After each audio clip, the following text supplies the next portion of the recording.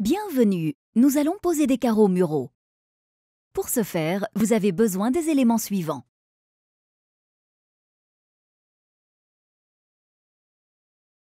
Pour tous vos travaux, il est essentiel de respecter votre propre sécurité. En cas d'utilisation de machines électriques, portez toujours une protection auditive et des lunettes de sécurité. Étape 1. Préparation. Avant de carreler, appliquez une couche de fond pour éviter l'absorption du mur. Mesurez la surface que vous voulez carreler.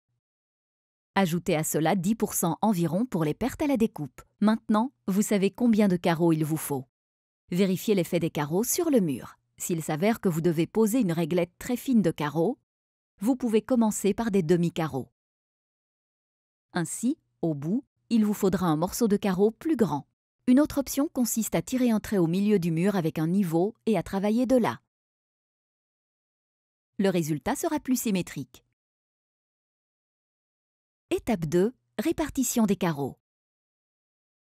Ne commencez pas à carreler à partir du plancher, car chaque plancher présente des irrégularités. Commencez donc à carreler un peu plus haut.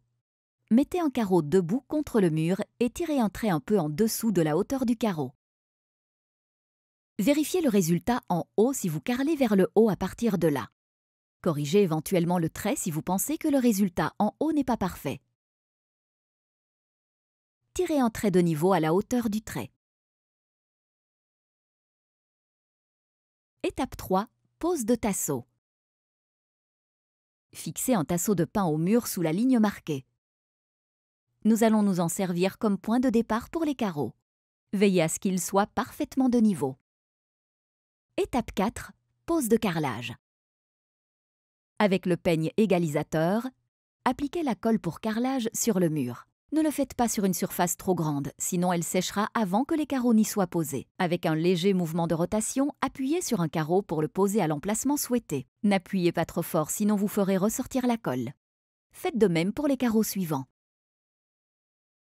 Mettez à chaque fois 2 croisillons écarteurs entre les carreaux. Ne les posez pas entre les angles des carreaux car il restera alors moins d'espace pour recevoir le mortier de jointement, ce qui peut affecter l'étanchéité du sol. Insérez les croisillons écarteurs droits entre les carreaux. Lorsque la colle est sèche, vous pouvez les supprimer sans difficulté. Utilisez-en 2 de préférence par côté du carreau. Continuez ainsi jusqu'au bord. Mesurez et découpez un carreau à la largeur souhaitée. Continuez jusqu'à ce que vous ayez couvert tout le mur.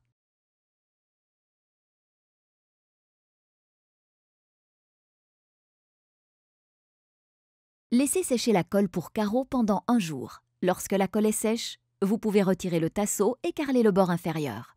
Ensuite, vous pourrez jointoyer. Bonne chance! Rappelons ces quelques points. Il existe parfois de légères différences de couleur entre les lots de carreaux. Pour atténuer l'effet, vous pouvez utiliser des carreaux de boîtes différentes. Il se peut que vos carreaux présentent des restes de colle. Supprimez-les immédiatement avec un chiffon humide. Si vous allez également carreler les murs, lors de l'installation des lignes, faites en sorte que les joints correspondent parfaitement. Nettoyez les outils avec de l'eau après l'utilisation.